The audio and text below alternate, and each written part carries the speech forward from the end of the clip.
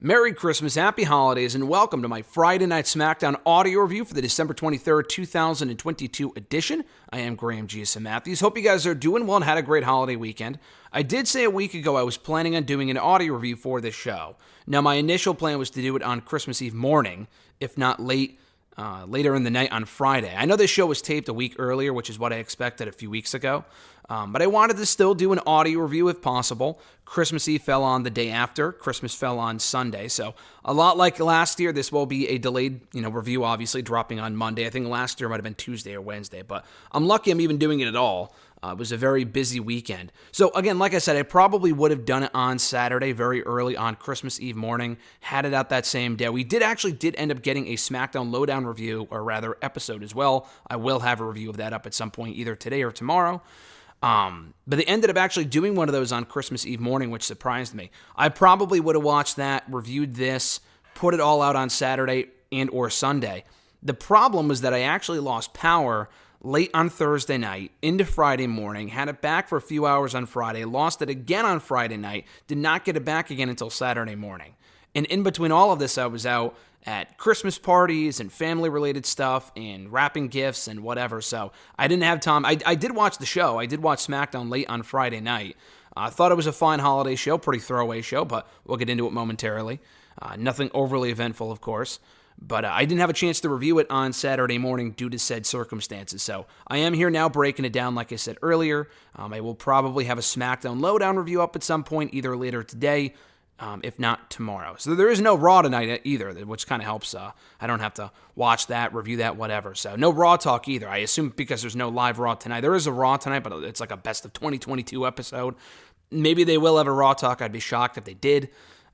So no Raw talk review either tomorrow. I'm hoping to watch the Ric Flair documentary that dropped today, which, Ric Flair is not my favorite person in the world, but I do watch all the original content they do on Peacock. I've seen a million fucking Ric Flair docs at this point, so I'm not sure how different this one will be, but I am planning on watching it and reviewing it either tomorrow, if not later on in the week. So let's get to what we, came here to talk about. SmackDown from December 23rd, 2022 from Friday. A fine holiday show, as I mentioned. I'm a mark for the Christmas stuff, so I actually really enjoyed the Miracle on 34th Street fight. But the real highlight of the night, the best part of the show beyond the main event, was the opening segment. We had the entire Bloodline out there. Roman Reigns, Solo Sikoa, Sami Zayn, the Usos, Paul Heyman. They were all out there. And if you were wondering why they weren't advertising Roman Reigns for the show, one, because they taped it a week ago, and two, because he didn't really do anything beyond talk in the opening segment, and that was it. Like the week before, they had advertised him for the episode, and what will he say, what will he do, how will he celebrate Sami Zayn. We did not get the continuation of that segment, where that segment from the previous week's SmackDown was supposed to be all about the coronation of Sami Zayn and the Bloodline. We did not get that this week. But what we did get was great mic work from Paul Heyman, Roman Reigns, and Sami Zayn, addressing all of their ongoing angles and storylines and issues and opponents. The Usos wrestled Hit Row right after this, so they talked a bit about that. Solo Sikoa facing Sheamus on SmackDown next week, which I'm looking forward to. They talked about Roman being busy with John Cena and Kevin Owens and Sami as well. They all addressed their upcoming, opponents and whatnot, and I thought it was great. An awesome promo here from Sami Zayn, a very good promo, albeit brief, from Roman and Paul Heyman as well, doing Paul Heyman things. This was a great way to kick off the show, and I'm glad they had Roman Reigns on the show because he was there. Like I said, he was on SmackDown to close the show the week prior. If he's in the building, he's not on SmackDown often. I'm glad they included him on this episode when they really didn't have to, so I thought that was a pleasant surprise. Hyping up next week's main event of Roman and Sami against John Cena and Kevin Owens in the tag team main event. Probably what will be actually the final WWE match of 2022. A great way to close out the year. So great stuff to kick off the show. The subsequent tag team title match was not nearly as good. Probably one of, if not the weakest title defense I think the Usos have had since they became initially SmackDown Tag Team Champions back in July of 2021. The Usos versus Hit Row's Top Dollar and Ashante the Adonis. I thought Adonis looked fine. Like I said earlier, Top Dollar, this was the same show, the same night where they taped the previous week's SmackDown. And it was on that SmackDown last week where Top Dollar had that awful fucking botch. I'm glad he's okay, but it was embarrassingly bad. The execution was awful. He has not looked good since coming back. And he is pretty physically impressive from what I've seen him do in the past, but ever since coming back to WWE, he hasn't been overly great. He's missed a lot of spots. He just looks slow and sluggish, and that was once again the case in this match. Thankfully, they actually pinned Top Dollar for the victory here and not Adonis. The Usos hit the 1D miraculously. Talk about Christmas miracles. Miraculously, they hit the 1D on Top Dollar and picked up the win clean, thank God. But, yeah, it just wasn't a great idea. I mean, they didn't really have much of a choice, but because they were already, planning on doing the match. But it was a bummer this was taped the same show, the same night as the previous week's SmackDown, because I think Top Dollar hopefully may have had a better showing. But like I said, he really hasn't looked, and I like the guy, but he hasn't looked overly great since coming back to WWE a few months ago. So this was a very subpar match. No one in their right mind thought Hit Row had a chance of winning here, and even if it was a live show, they still wouldn't win, but it was a tape show. Had Hit Row won the championships on a fucking tape show, you know we would have heard about it by now. We would have heard about it prior to Friday's episode. So the match wasn't awful, but it was very lame, unexciting, and really nothing from Hit Row that stood out as impressive. And I think this more so than anything else, because this was their real opportunity. I mean, again, I thought Adonis did fine. He actually was pretty good out there. But as a team, it's not about Adonis, it's about the team. As a team, this was their opportunity to go out there, rise to the occasion, have a standout showing, and prove to people, hey, we can go, we can get over, and whatever. Nothing in this match or anything I have seen from Hit Row in recent weeks, months since they came back has convinced me that they are better off on their own without Swerve Strickland, without Isaiah Swerve Scott. They either need another new member, they need a heel turn, they need to go back to NXT, whatever it might be, they need some tweaking. This was the biggest match of their careers, and it felt like they shit the bed. A very disappointing. I mean, I can't even say it was overly disappointing because, like I said, I wasn't expecting a barn burner. I'm glad they did the match because it was a fresh match and another team for the Usos to beat. But I'm glad, hopefully, it's not something they're going to go back to with the Rumble because no one gives a fuck about Hit Row, and they desperately need something tweaked about their act in order for it to get over. Otherwise, it's going to be just a failed experiment, which I'm glad they gave them a second chance after not getting that first chance about a year ago. But it's a real shame Vince had to go ahead and fire them when they were at their hottest about a year and a half ago on SmackDown, because that would have been their opportunity to get over with Swerve. Swerve's not there anymore now that they've returned. He's in AEW, and they're kind of fucked without him. We had a 6-woman, or rather what turned into a 7-woman gauntlet match to crown a new number 1 contender to the SmackDown Women's Championship. Now, stop me if you've heard that before, because I talk about it all the time here in these audio reviews. Every fucking month, what feels like every fucking month, we have these multi-women matches to crown a number 1 contender for the SmackDown Women's Championship. Sometimes the Intercontinental title, never the World title. Usually it's the SmackDown Women's title, not even the tag titles. I know the tag titles, they had a triple threat tag team match last week, but usually they don't have multi-team matches to determine the number 1 contenders to any of those other championships. It's always the same matches with the women on SmackDown. Now, this one had Tegan Nox in there, but for the most part, it was the same women we see in all these number 1 contenders matches. Zaya Lee, Sonya Deville, Liv Morgan, Raquel Rodriguez, and it's always the same fucking people, and they always fucking lose. Raquel Rodriguez won here, but, this was on the same level as the multi-women match that Shotzi won and became number 1 contender about a month ago. The same match where Liv Morgan became number 1 contender a while ago. Ronda Rousey became number 1 contender a while ago. And they've all happened under Triple H's watch. Not to say that Vince wasn't doing this sort of stuff, but I feel like it's really been revved up since Triple H took over. Because the SmackDown women's division, they have a lot of talented women. I'm a big Tegan Nox fan. You guys know that. Emma's talented. She really hasn't had an opportunity to shine. She just really hasn't impressed since coming back. Ronda is better off as a heel, but her mic work has been fucking awful. Shane has been better off under Triple H, but as a whole, the SmackDown women's division is not interesting. They have no real great side stories with the women on the show. They have a lot of women on SmackDown, which is great, a lot of talent, but none of the stories are overly interesting. They had one story last week, which wasn't really properly followed up on here. Maybe they explained it, maybe they didn't, I'm not sure. Zaya Lee cost Tegan and Liv the tag titles the week prior. Not on this show, but the week prior. Zaya and Tegan went at it here. Zaya Lee first beat Emma in like a minute or two, which was fucking dumb. I mean, Zaya Lee I like, she's talented, but so is Emma, and they had like a 2-minute match. These eliminations are always super rapid fire to the point where no one can really care. So Zaya beats Emma, and then we have Zaya Lee and Tegan Nox going at it. Tegan Nox, again, was fucked over by Zaya Lee the week prior. She was out there to make a statement. She ended up losing clean to Zaya within minutes. Why would anyone give a shit about Tegan Nox after seeing her lose to a perennial loser in Xia Li, who probably hasn't won a match on SmackDown since she debuted a year ago? You know what I mean? So even if, as a story itself, I wasn't compelled anyway, but they made it 10 times worse with what they did here with Xia Li and Tegan Nox. And then Liv Morgan comes in. She eliminates Zaya, so she kind of gets retribution in that respect. She beats Sonya. Or no, I don't think so. Actually, I think Raquel came in and beat Liv Morgan, actually. Raquel beat Liv, and then she beat Sonya, and you think, okay, she's won the whole match. Except she didn't. She ended up having to go through Shayna, which was incredibly fucking dumb, because again, that went all of 30 seconds to a minute. Shayna was expecting, I can capitalize on the injured Raquel Rodriguez. Raquel rose her up like a loser and wins the match. So Shayna was out there fresh as a daisy. Raquel had to go through at least 2 or 3 other women, and still was able to emerge victorious, because she had her hand raised in the end. Which I thought was incredibly dumb. Raquel, you knew was going to win, but shoehorning Shayna in there when she wasn't even advertised for the match and having her lose the way that she did made her look like a complete and fucking total loser. I thought that was very dumb.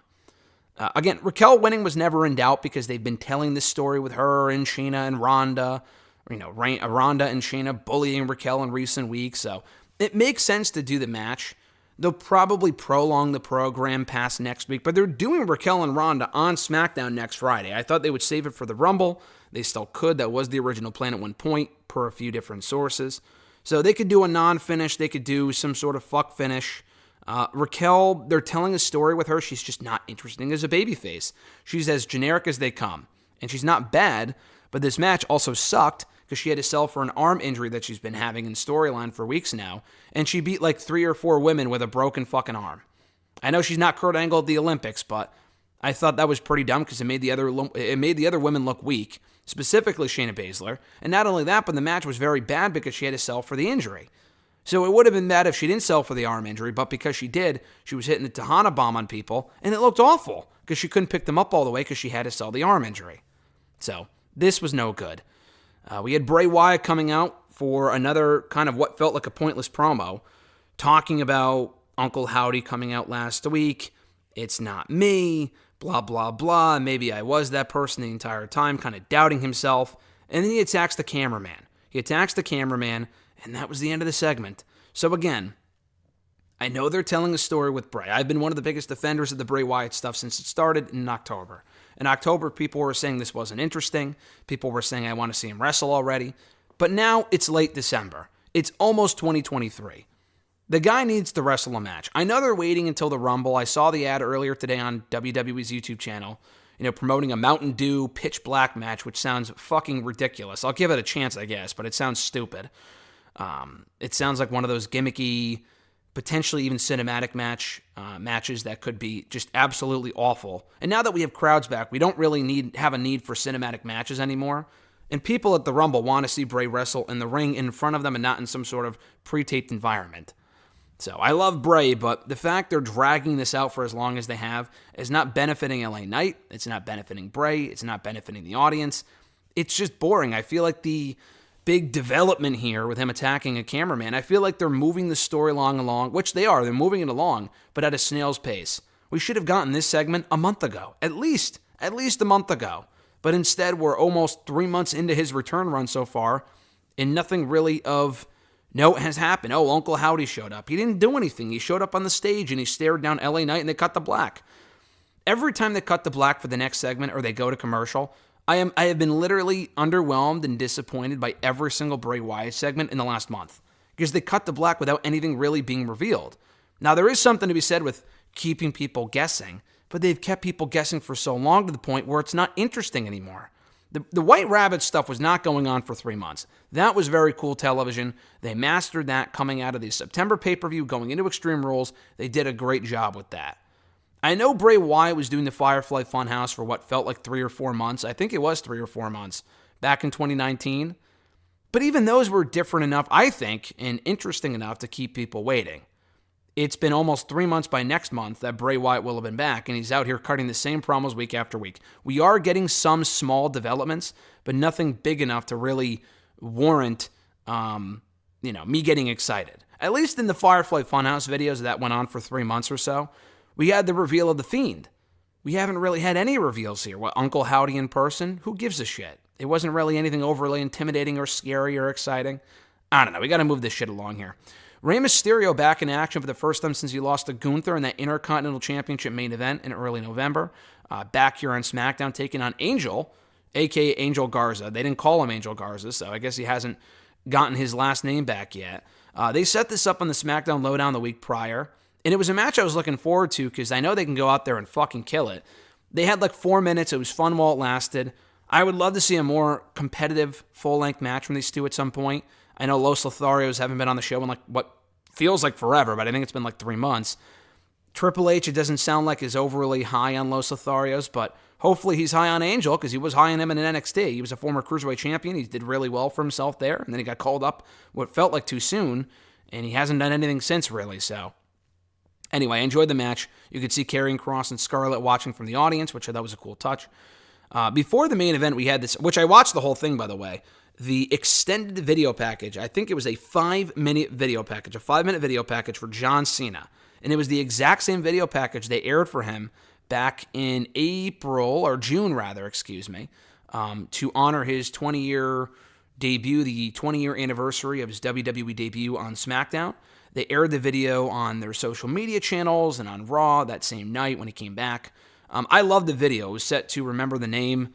Great song for Cena. I've always associated that song with Cena, even though I don't think they've ever used it for him on WWE TV. The song just always reminded me of Cena. And it's such a great package, including the part in the middle, especially the part in the middle where they show him doing his Make-A-Wish work and whatever. I thought that stuff was great. So it was obviously the holiday show filler stuff. I'm actually surprised they kept it limited to that. I honestly expected more video packages and filler shit on the show because it was a taped show and they could afford to do that sort of shit. But it was to hype up Cena's return for next week. Great video package. We've already seen it, but it was worth watching again. And we had a lot of great video packages this year, by the way. Between that one, the Orton one they did for the Orton anniversary in April, they did that great one for Taker and Brock and Roman. They only aired a couple times, but it was set to All Night Long, I think, by AC/DC, the same song they used for Jericho and Shawn Michaels and No Mercy 08. That was their WrestleMania video package. The, not AC/DC, but Metallica. I said AC/DC for All Night Long. What am I fucking talking about? It was Metallica, excuse me. The Undertaker Metallica the video package for the Hall of Fame was one of the best I've ever seen as well. So a great year for video packages for WWE. But back to this show in the main event, the Miracle on 34th Street Fight Tag Team match. Braun Strowman and Ricochet taking on Imperium's Ludwig Kaiser and Giovanni Vinci. A fun little match. It got a bit over the top at certain points. Ricochet being down and out and Braun using a mistletoe from Barrett's commentary table to put it over Ricochet and Samantha Irvin. I think that's how you pronounce her last name, who was the SmackDown ring announcer. The real-life girlfriend, as Michael Cole acknowledged, of Ricochet. And him kissing her and then getting back into it and getting all, hyped up again because of that. I thought that was cute. I thought that was well done. The New Day coming out of a present box dressed as nutcrackers and kicking Vinci and Kaiser in the nuts was a bit on the nose and stupid. The ballerina thing kind of felt pointless and stupid. That felt like Vince McMahon shit that probably would have been, worse criticized, if that makes sense. Not as well received if it was a Vince McMahon show. I thought that was pretty dumb, but overall, listen, I'm a Christmas mark. They do this shit every year, whether it be on Raw or on SmackDown, and I enjoy this for what it was, so I can't complain. They gave Strowman and Ricochet the win to kind of give Ricochet a rebound win over Imperium after losing to Gunther. I think it was last week. And Strowman, as we get closer, they gave him a win ahead of his eventual Intercontinental Championship showdown with Gunther either on SmackDown or at the Royal Rumble. It won't be next week. It could be the first SmackDown of the year, but we'll see. So a fine way to close out the show. Overall, this was a fine, albeit missable, holiday edition of SmackDown, which is exactly what I expected. I thought SmackDown the week prior was great. This was a fine show, not a bad show, but really nothing must-see. I thought the Bloodline segment to kick off the show was great. The main event wasn't, worth watching, per se, but I enjoyed it for what it was. Everything in the middle wasn't exactly great. The Usos hit row match was very subpar. Definitely one of the worst Usos matches I've seen in quite some time. So no need to check that out. The Gauntlet match was also very lame. No one gave a shit. The crowd didn't care. I know they had to sit through 2 tapings, but they wouldn't have cared anyway. This was not good. The Bray Wyatt promo was kind of another waste of time. I wish they had cut the Wyatt promo and gave Mysterio and Angel Garza more time. That would have been great. But what we got from Mysterio and Garza was good, and the main event was what it was, as I said earlier. So those are my thoughts on the December 23rd, 2022 edition of SmackDown. Thank you guys for checking out my review. I know it went up a little bit later than I was hoping, but, better late than never, I guess. Hope you guys had a great holiday weekend. We will be back soon with either today or tomorrow, my review of the SmackDown Lowdown from the Christmas Eve episode from Saturday, and also my thoughts on the Ric Flair documentary, likely up either tomorrow or later on in the week, which went up today on Peacock, by the way. So if you want to see your 5th Ric Flair documentary, it's up now. I can't imagine I'll be learning much more than I already knew about Ric Flair, but I'll be watching it anyway and giving it a shot, so we'll see. Have a great one, guys. Again, Merry Christmas, Happy Holidays. I'm Graham G.S. Matthews, and I'll catch your ass down the road.